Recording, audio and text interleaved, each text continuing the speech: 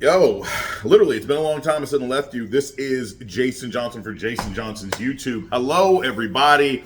It's been a bit. As per the usual, I've been traveling. It's the end of the summer, lots of different things to do. I just got back from a fantastic time at Dragon Con in Atlanta. If this is your first time, then you don't know the drill. The drill is this first minute's going to be on Blue Sky, on Twitter. I refuse to call it X, Instagram, sort of talking about the three topics that we're going to talk about today. And then the full video is on my YouTube channel, which has been great. Please like, subscribe, share, comment whenever you see my videos. It's been very good, very helpful. And it's also really helpful when I'm traveling a lot over the summer because I try and respond to every single person. Usually we have like 200-300 different comments. Anyway, so yeah, a lot's going on. So three things for today.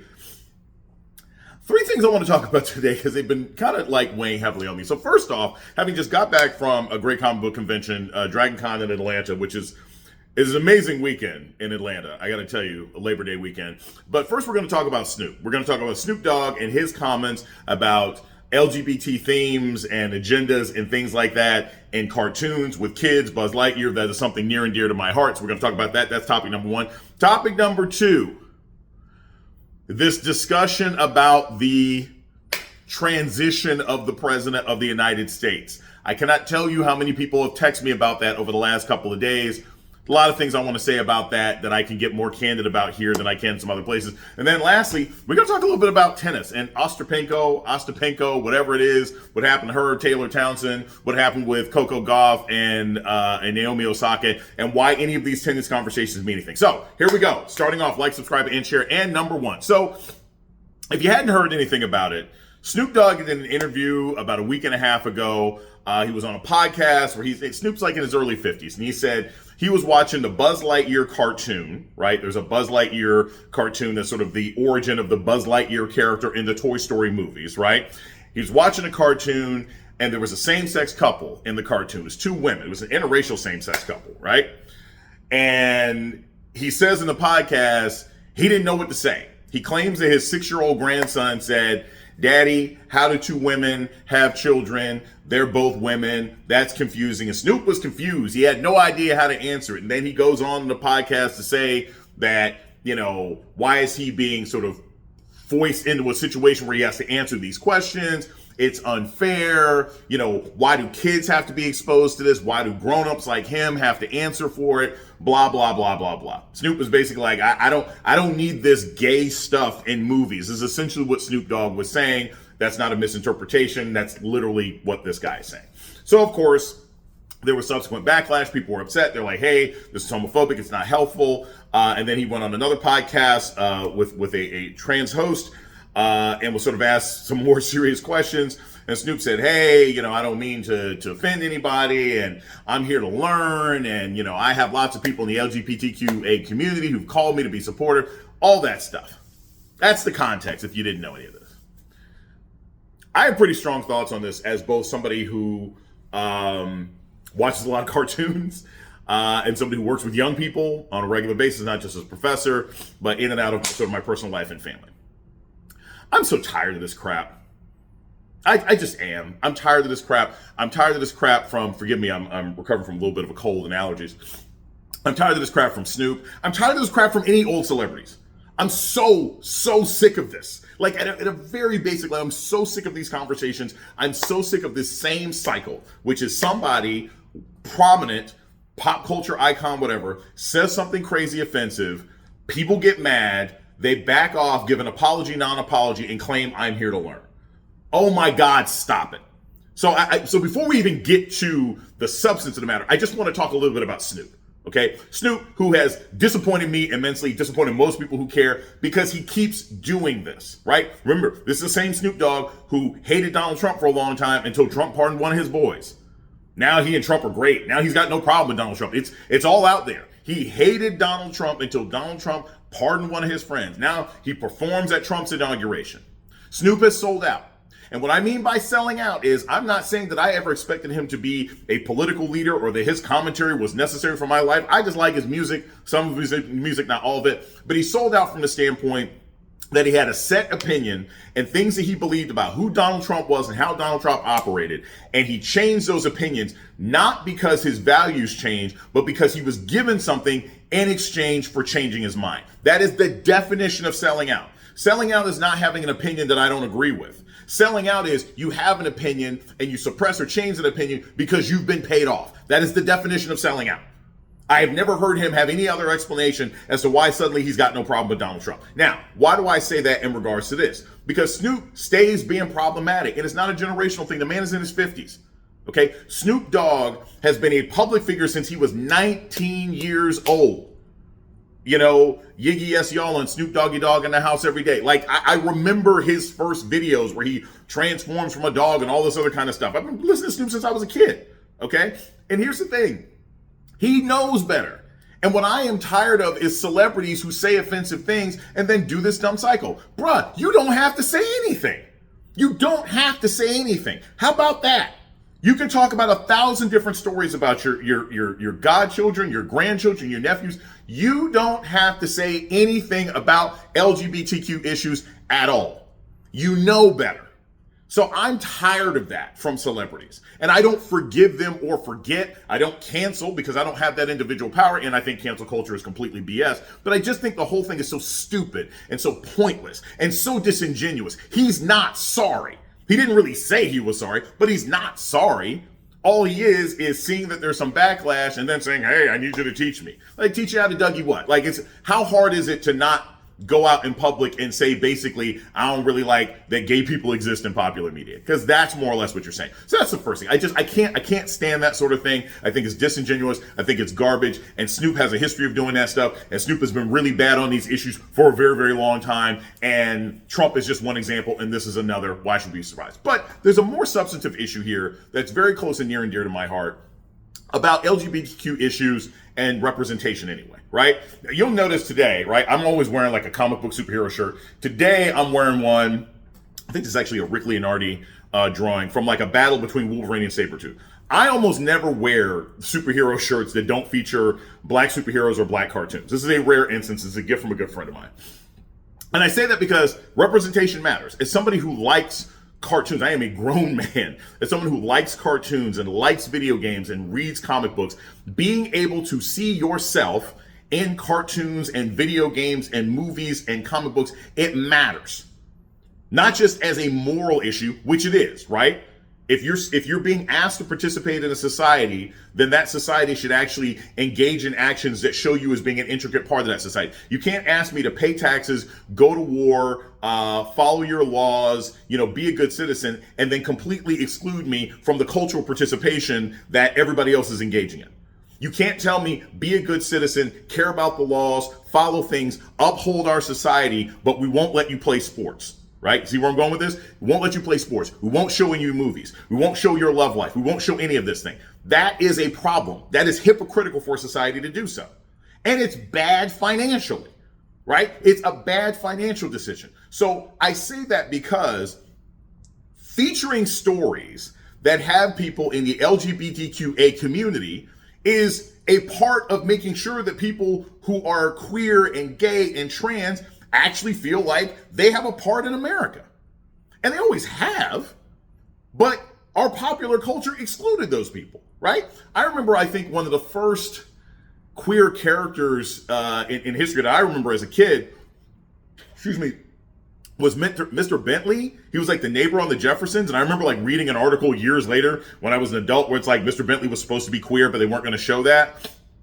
I remember an old TV show, I think it was called Three's Company, where like the whole plot of the show is that in order for Jack to live with his two female roommates, he had to pretend he was gay. Like, I am old enough to remember when slurs about gay people were standard, right? And I think it's important that we remember that it's not just a matter of LGBTQA members they weren't allowed to be in cartoons, they weren't allowed to be in movies, they weren't allowed to be in these kinds of things, but it was okay to be openly hostile. Right? And that's not how a good society should operate. So yes, you should have queer people in movies. Yes, you should have queer people in cartoons, because guess what? They exist. and telling somebody, hey, I want you to buy my movies, buy my TV shows, buy my streaming, but I'm not going to show you at all is insane. And that's what most businesses have figured out. right? You got to show people in order for them to want to really participate. I tell you this as a black person, if I don't see black people in a trailer, or if it's only one black person, it's always the same token person, I don't watch the movie. I don't stream. I don't give it my attention. So the same thing should apply to people in the LGBTQA communities. Now, I know some people are going to say, well, this is different. This is blah, blah, blah. Has to do with the agenda. And that's the key part of this I want to say before I go to the second topic. Snoop saying that he was concerned about the agenda of having a same-sex couple in a cartoon is the most pernicious and despicable part of this for me, right? There was a fake viral post that was supposedly by Marlon Wayans, who I think has a son in the has a child, in the LGBTQA community, and it turned out to not actually be Marlon Wayans, but it was a very good point. I'm sort of paraphrasing, which is people watch cartoons with kids all the time, your nieces, your nephew, your son, your daughter, and there's all sorts of themes in there, right? The Lion King has like Scar killing his brother, and you got like a wicked stepmother in Snow White, and you have Bert and Ernie living together, and you have the Rugrats who are constantly breaking rules, and you have the Proud Family that has all sorts of different kinds of people, and Sesame Street, and SpongeBob SquarePants. Like, you can go through every single, I mean, even Peppa Pig is rude. Have you ever watched Peppa Pig? That girl is rude. You just hide it because of the British accent. There is really no difference. Peppa Pig is basically just a pig version of Dennis the Menace. That is a rotten child, okay?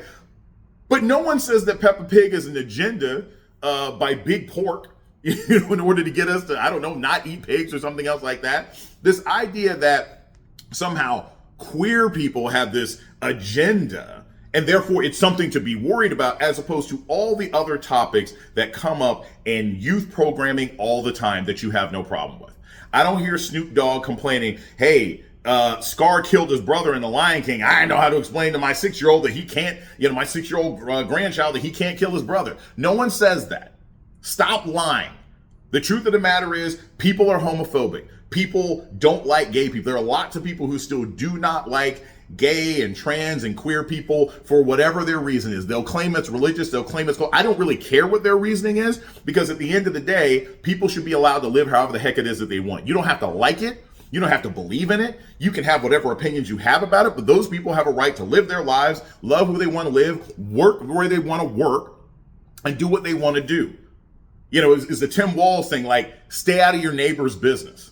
And that's sort of my core thing about all of this. When you erase the Snoop part that he should know better, right? And you erase the part that this is a marketing thing and it makes sense because that's how you have a functional society. You think Black Panther has been around for almost 50 years. Why did we not get a movie until 2018? Because Disney and ABC and a lot of companies, they didn't care about including us. Duh, it's that simple. Remember, Marlon Wayans was supposed to be Robin in the second Batman movie in like 1990. Go look that up.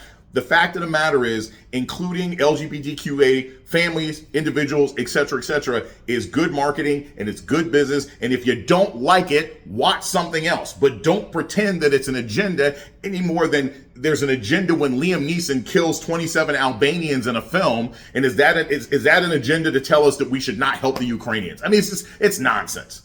It's nonsense. Everybody thinks it's an agenda when it's something you don't like. So that's the first thing. Snoop is ridiculous. Ignore that stuff. Don't be a bigot. Let people be whatever they want to be. And as somebody who loves comic books, hey, if I like it, I'm going to read it. And if I don't, then I don't. And actually, I want to say this last thing, which is really important. It just occurs to me. I've probably talked about this before, but it's just something that's really close to my heart. There was a show on the CW a couple years ago called Batwoman. Right, and it was the second season had Batwoman being played by a Javicia LaVale, who was a black woman who played this one. And Batwoman is queer, right? And she had a love interest and all this other, a black woman love interest. I used to watch that show. I never liked Batwoman, and I don't like most of the CW shows, but I used to watch that show with two very dear friends of mine who are black women, queer married couple, and we would watch it like every Wednesday during the pandemic. And I will tell you, as somebody who didn't really care for the character and didn't find it that interesting, it was so amazing to me to spend time with my neighbors, because these are two women who are into comics. They'd never seen themselves before. They had Superman stuff in their house and Batman stuff in their house. But for them, as this black queer couple, to be able to watch this black woman who was queer be a superhero and battle villains, it was amazing. It made me realize how deep the representation argument really goes, and how meaningful it is. And if you have a problem with that, then that means there is a problem with you. Because I think people should be able to watch television and see themselves. Again, as long as our popular culture wants them to participate in society. So that's the first thing. Second thing is this. I want to say this quick because I just think it's dumb. Because a lot of these things are kind of stupid. So over the last couple of days, you've had these massive trending stories. I actually had somebody text me. I had a former student text me. I think it was like Friday. I was at the convention. A student texted me saying, just texting me, is it true? By the way, on the scale of the most horrifying text that you can get, is it true is one of the worst ones you can get. But text me, is it true? I'm like, what the hell are you talking about? And then I look up the thing and several people are asking me, and I was at events and people are like, oh my God, you think the president's dead? So I'm going to talk about this quickly just from a professional standpoint, and then I'm just going to go straight political science. From a professional standpoint, as a journalist, right, I don't really do a lot of speculating. I try to speak publicly about what I know, right? So it's interesting when I see wild speculation online, my immediate reaction is always like, what is being done here? Like, what are the facts that people know? The only fact that people knew is that no one had publicly seen the president in about 4 days. That's okay. I mean, did you see Joe Biden every day? Did you see Barack Obama? I'm sure there were 4 days that passed in my life where I didn't see Barack Obama, where I didn't see Joe Biden. I didn't automatically think that they were dead. I didn't think it was some vast conspiracy theory. So I always kind of tell people, hey, calm down. You know, the absence of evidence is not the evidence of absence, even if we're talking about a death, right? So that's the first thing. The second thing about that, which is really key, is this. The idea that people were hoping or thinking or speculating as to whether or not Donald Trump was alive or dead, I think is reflective of where we are as a country. That you have a lot of people who are unhappy with this person. That you have a lot of people who are unhappy with the president of the United States and wish him ill. You had, the last time Trump was president, you had comedians like Dave Chappelle say, hey, I hope he does well. Nobody feels that way anymore. People just want this guy gone. And I can tell you, people who live in Washington, D.C., people who are in the D.C. metro area, people who are in Los Angeles, people in any of these cities where he is engaged in these violent occupations, they feel that way too. So I totally get it. But I'm going to say this. We as a society and news consumers, people got to be more careful. You gotta stop jumping at every single rabbit that runs across the street. I mean, if Donald Trump actually were to transition or pass, there would be some sort of news announcement. We would not see some crazy CGI thing. How long it would take, I don't know, right? But to sit around asking or to speculate online about something that you're eventually going to know is silly to me. It doesn't make any sense. And I'll tell you this, and this is the area that I'll just go into straight political science very quickly. In authoritarian regimes, which is what we're living under right now, make no mistake, under authoritarian regimes, the death of a leader is something that everybody fears because the power of the regime is primarily based on the individual charisma and authority and personality cult of that leader. If Donald Trump were gone, J.D. Vance can't hold the Republican Party together. Josh Hawley ain't going to listen to him. Ted Cruz isn't going to listen to him. They don't like or respect J.D. Vance. So if something were to ever happen to the president of the United States, we would see chaos in Washington, D.C., the likes of which I don't think any of us have ever lived through before. Elon Musk would probably come back because Musk and Thiel are people who are strongly in favor of J.D. Vance. So I say this to say that if anything were to ever happen, and this is not out of line because, hey, there were people who talked about this with Obama. We had our first black president. People like, oh my God, what if he gets assassinated? I mean, we didn't. We had 8 years, even though there were a couple of close calls. But the idea of a president passing is not the craziest thing in the world. But I will tell you, if that were to happen now, there would be chaos. I'm not saying it's going to be good chaos or bad chaos because what we're living under right now isn't very good.